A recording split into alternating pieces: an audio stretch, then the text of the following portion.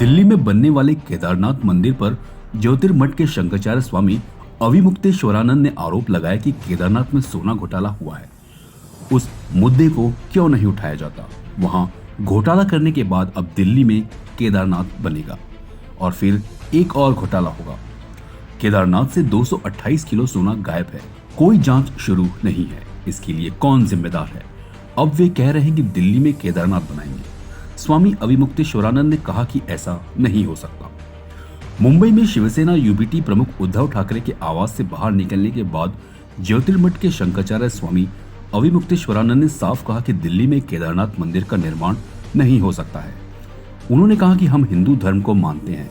हिंदू धर्म में 12 ज्योतिर्लिंग निर्धारित हैं, उनका स्थान तय है। यह गलत है।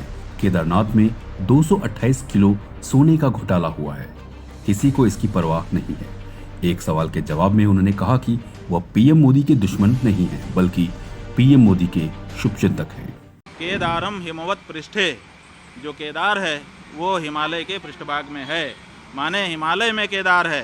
तो आप दिल्ली में कहाँ से ला के रख दोगे केदार को? केदारनाथ धाम दिल्ली में बनेगा, ये अनधिकार चेष्टा है और ये नहीं होना चाहिए। आप केदारनाथ में देखिए 228 किलो सोने का घोटाला हो गया। आप पत्रकार लोग क्यों नहीं उठाते हो? जब वहाँ पर घोटाला हो गया तो अब आप दिल्ली में केदारनाथ बना लोगे, वहाँ पर फिर दूसरा घोटाला करोगे। प्रतीकात्मक केदारनाथ नहीं बन सकता है।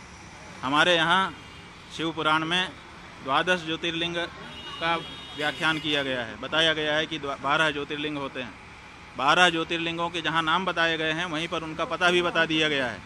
और ये कहा गया है जैसे सौराष्ट्रे सोमनाथम, पहले कहा सौराष्ट्र माने पता, उसके बाद कहा सोमनाथ। उसी तरह से केदारम हिमवत पृष्ठे, जो केदार है वो हिमालय के पृष्ठभाग में है, माने हिमालय में केदार है। तो आप दिल्ली में कहाँ से ला के रख दोगे केदार को? जब पता साफ साफ बताया गया है कि ये यहाँ लोकेटेड है, तो आप उसका लोकेशन क्यों बदलना चाहते हैं? क्यों जनता को भ्रम में डालना चाहते हैं? आप भगवान के 1000 नाम है, किसी नाम से स्थापना करके पूजा करिए, लेकिन केदारनाथ धाम दिल्ली में बनेगा, ये अनधिकार चेष्टा है और ये नहीं होना चाहिए। क्या इसके पीछे राजनीतिक वजहें हैं? भाई बहुत सारी राजनीतिक वजहें हैं। हमारे सभी जो